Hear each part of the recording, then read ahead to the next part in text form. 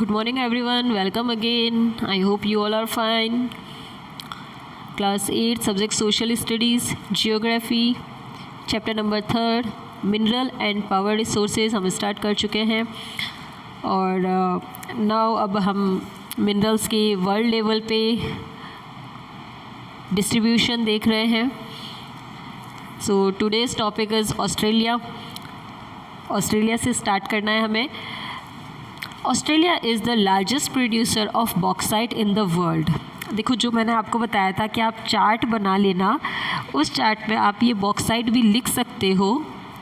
ठीक है, बॉक्साइट की प्रोड्यूसर में वर्ल्ड लेवल पे किसका नाम आता है, तो नाम आएगा आपके ऑस्ट्रेलिया का. ठीक है, Australia is the largest producer of bauxite in the world. ठीक है, now it is also leading. ये और क्या लीड करने का काम करता है, प्रोड्यूस करने का काम करता है. गोल्ड, डायमंड, आयरन और. डायमंड में ध्यान रखना, producer major number 1 world level पे किसका आता है, साउथ अफ्रीका का. जो हमने देखा था ना, साउथ अफ्रीका मीन्स अफ्रीका का नाम आता है सबसे ज़्यादा. ओके, ऑस्ट्रेलिया पे गोल्ड, डायमंड, आयरन और, टिन एंड निकल, ये प्रोड्यूस करने के लिए इसका नाम आता है. It is also rich in copper. देखो, इसमें रिच की बात जहाँ आती है, मतलब ज़्यादातर वहीं पे वो चीज़ होती है. ठीक है ना, तो रिच यहाँ पे किस लेवल में है, ये कॉपर के प्रोड्यूसर में, कॉपर के प्रोडक्शन में, कॉपर के प्रोडक्शन में, और lead, zinc and manganese. Now Kalgoorlie and areas of Western Australia have the largest deposits of gold. ठीक है,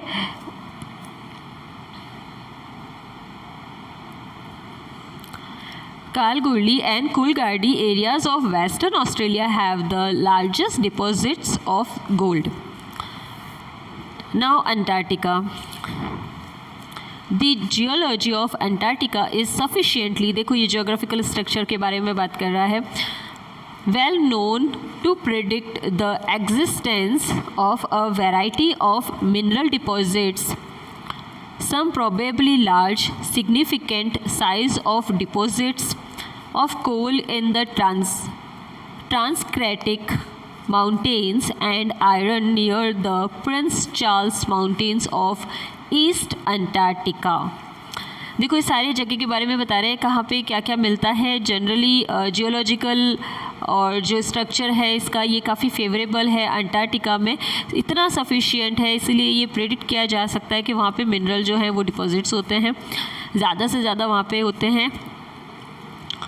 और मेन इसमें नाम आ रहा है कोल का. ठीक है, और वो कहाँ होता है, ट्रांसआर्कटिक माउंटेन्स में होता है. आयरन होता है कहाँ पे, आयरन होता है प्रिंस चार्ल के नाम पे जो माउंटेन है ऑफ ईस्ट अंटार्कटिका का. इस फोरकास्टिक आयरन और gold, silver and oil are also present in commercial quantities. Now about the uses of minerals. Minerals are used in industries. अब मिनरल्स जो है वो किस चीज़ के बारे में बता रहा है यहाँ पे, minerals are used in many industries. Minerals कहाँ कहाँ पे यूज़ होते हैं, बहुत सारी इंडस्ट्रीज़ में यूज़ होते हैं. ठीक है, तो आप ये ध्यान रखना, minerals which are used in gems and usually hard, these are then set in the various styles for jewelry. Copper is another metal used in everything from coins to pipes. Silicon used in the computer industries.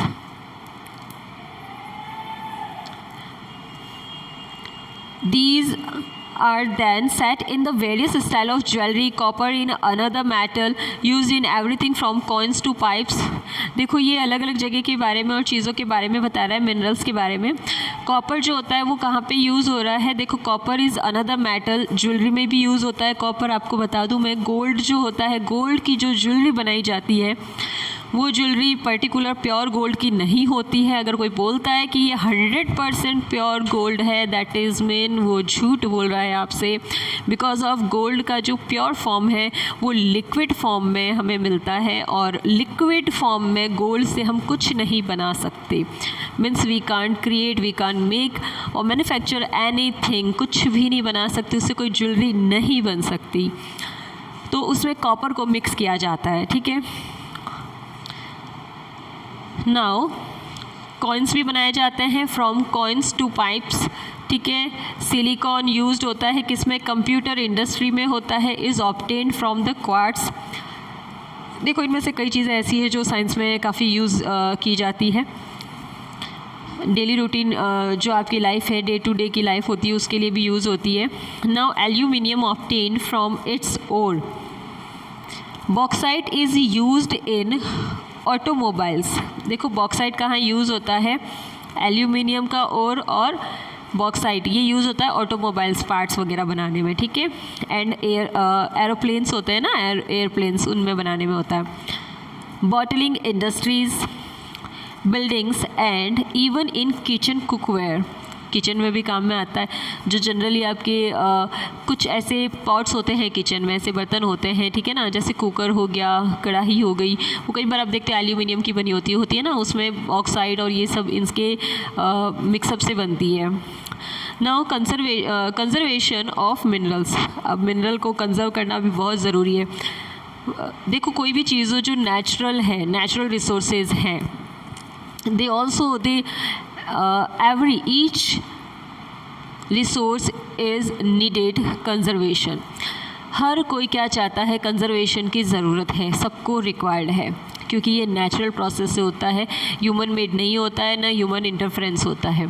अगर ऐसा होता है तो कोई बात नहीं, हम दूसरी बना लेंगे, आप चाहे जितना उसको स्पेंड करते जाओ, खर्च करते जाओ, लेकिन इसमें ऐसा नहीं है। Minerals are non renewable resource, it takes thousands of years for the formation and concentration of minerals. The rate of formation is much smaller than the rate at which the humans consume these minerals. It is necessary to reduce wastage in the process of mining. Recycling of metals is another way in which the mineral resources can be conserved। अब देखो इसमें बता रहे हैं जो formation आ रहा है इसमें, किस चीज़ का फॉर्मेशन बता रहा है, ये कंसंट्रेशन मिनरल्स का, उसका जो रेट है वो काफ़ी कम है, ह्यूमन के कंज्यूम से इसका कम होता जा रहा है। मतलब ह्यूमन जो है लोग, यानी कि हम लोग जो हैं, मानव जाति जो है, वो इसका इतना कंजप्शन कर रही है, यानी कि इसको इतना इस्तेमाल कर रही है कि इसका जो रेट है वो गिरता जा रहा है। देखो हर चीज़ का प्रोडक्शन रेट और कंजप्शन रेट इक्वली चलना चाहिए, जितना कंजप्शन हो रहा है उतना प्रोडक्शन भी होना चाहिए। अगर ह्यूमन मेड की बात होती, इंसान के हाथ की बात होती, तो हम कोई बात नहीं, हम जितना इसको यूज़ कर रहे हैं उतना ही हम कंज्यूम कर रहे हैं, उतना प्रोडक्शन भी कर लेते, but this is not in our hand, हमारे हाथ में नहीं है ये। तो इसको प्रोडक्शन जब हम नहीं कर सकते तो इतना कंजप्शन नहीं करना चाहिए, हमको इसको बचाने की कोशिश करनी चाहिए। नाउ ये देखो इसके रीसाइकल के बारे में बता रहे हैं, रीयूज़ मिनरल्स, इनका रीयूज़ करते रहना चाहिए। रीयूज़ का मतलब होता है इसको इतना ज़्यादा आप एक्स्ट्रा यूज़ मत करो, ठीक है। ओवर यूज़ करना जो होता है ना, वो उसका मिसयूज़ करना हो जाता है, तो मिसयूज़ हो जाता है तो फिर वो चीज़ रीयूज़ होने के लायक नहीं रहती है। Now about the power resources.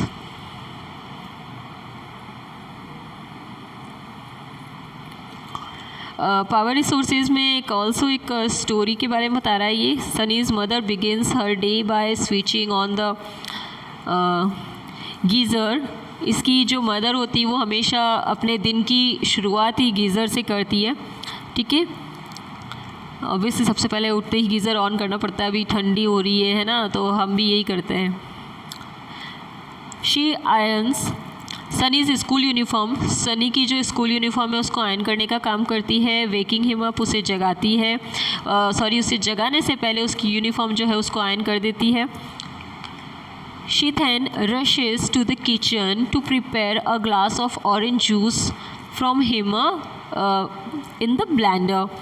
अब वो क्या करती है, फिर वो दौड़ते हुए जाती है और किचन में जाके ब्लेंडर से जूस बनाने का काम करती है, ऑरेंज जूस। देखो इसमें ये क्यों बता रही हूँ मैं, हमें क्या करना उनकी लाइफ के बारे में जान के।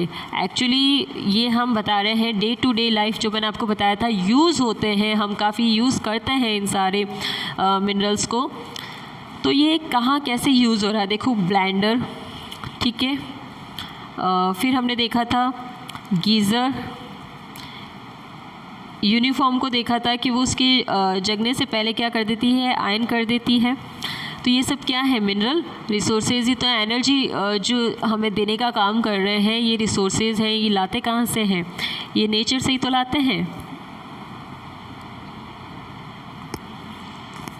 Now Sunny, have you finished taking bath, क्या तुमने अपना जो नहाना है वो फिनिश कर लिया है? उसकी मदर उसको पूछ रही है। Come and have your breakfast, आ जाओ और अपना ब्रेकफास्ट कर लो। Call out mother while preparing breakfast on the gas stove for the Sunny. Again एक नाम और आ गया, 1, 2 and 3।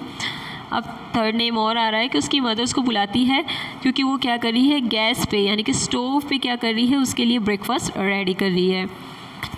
While going to school Sunny forgets to switch off lights and fans. Sunny क्या वो करता है, भूल जाता है लाइट और फ़ैन ऑन करना। ये देखो कंजर्वेशन का ही पॉइंट है ना, इसीलिए हम पढ़ रहे हैं इस स्टोरी को। When mother switches them of, अब मदर जो है वो क्या कर रही है, उनको ऑफ कर रही है और वो सोच रही है that life in the cities may be more comfortable. Cities में लाइफ जो है वो बहुत ज़्यादा कम्फर्टेबल है, but it's dependency on more and more gadgets. ज़्यादा से ज़्यादा गैजेट्स पे डिपेंड करती है ना हमारी लाइफ, इसीलिए इतनी ज़्यादा कंफर्टेबल है। अगर खुद करना पड़ता ना कोई काम तो पता चलता कि लाइफ इतनी कंफर्टेबल एंड ईजी गोइंग नहीं होती। Of which consume energy has led to wide gap between the demand and the supply. With the advent of science and technology, the lifestyle are changing very fast। और इन्हीं की वजह से धीरे धीरे जो हमारी लाइफ स्टाइल है ना वो चेंज होती जा रही है। See, this is the picture of the national power grid to supply electricity। ये जो टावर बना हुआ है ये इलेक्ट्रिसिटी सप्लाई करने के लिए बना हुआ है। पावर और energy plays a vital role in our lives। We also need power for industry. हमें पावर किस किस के लिए चाहिए, देखो इंडस्ट्री के लिए, agriculture, transport, communication and defence. Power resources may be broadly categorised as conventional and non conventional resources. अब देखो पावर जो है उस पावर को क्या कर दिया गया है, डिवाइड कर दिया गया है। किस में डिवाइड किया हुआ है, कैटेगरी में। एक तो कन्वेंशनल है और दूसरा नॉन कन्वेंशनल रिसोर्सेज में इसको डिवाइड किया हुआ है, ठीक है। नाउ कन्वेंशनल रिसोर्सेज के बारे में देखें तो conventional resources of energy are those which have been in common use for a long time. अब देखो यहाँ पे कन्वेंश करने का मीनिंग ये हो रहा है, कन्वेंशनल सोर्सेज एनर्जी जो है आप उसको क्या करो, कॉमन यूज़ करो, लेकिन लॉन्ग टाइम के लिए अगर आप उसको चलाना चाहते हो तो हमें उसको कंजर्व करना ज़रूरी है। Firewood and fossil fuels are the two main conventional energy sources. Energy sources हैं ये दो, फायरवुड और fossil fuel. Now what about the firewood. अब ये फायरवुड क्या होता है, it is widely used for cooking and heating. ये जनरली लकड़ी कह सकते हैं आप इसको, जो कुकिंग के लिए और हीटिंग के लिए यूज़ आता है। In our country more than 50% of energy used by villagers come from the firewood. अपने यहाँ पे एनर्जी जो आती है ना वो ज़्यादा से ज़्यादा 50% से भी थोड़ा ज़्यादा कहाँ से आती है, विलेजर्स के फायरवुड से आती है, ठीक है। अब ये थोड़ा कुछ चार्ट बताया हुआ है इसमें। इस चार्ट में ये बताया हुआ है ऑयल और नेचुरल गैस के बारे में बताया हुआ है, आपकी बुक में भी दे रखा है इसको, और ज़्यादा अच्छे से एक्सप्लेन कर सकते हैं आप इसको, मतलब इसमें देख सकते हैं। एडवांटेजेस बताए हुए हैं इसके, डिसएडवांटेजेस, और अगेन नेचुरल गैस, देखो नेचुरल गैस के और ऑयल के कंपैरिजन को बताया हुआ है। ये है यहाँ पे ऑयल और दूसरा है यहाँ पे ये नेचुरल गैस, ठीक है। और यहाँ ये एडवांटेजेस है दोनों की और बीच में है disadvantages, alright.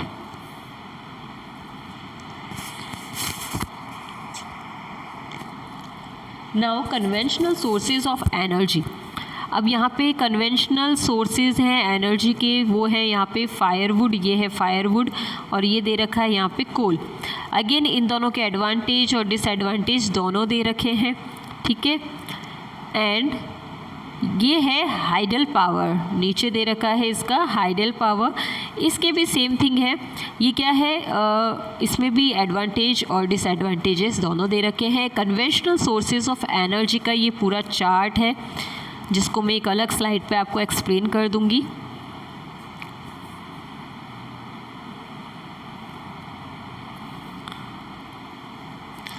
So it is enough for today, and we will continue with this chart.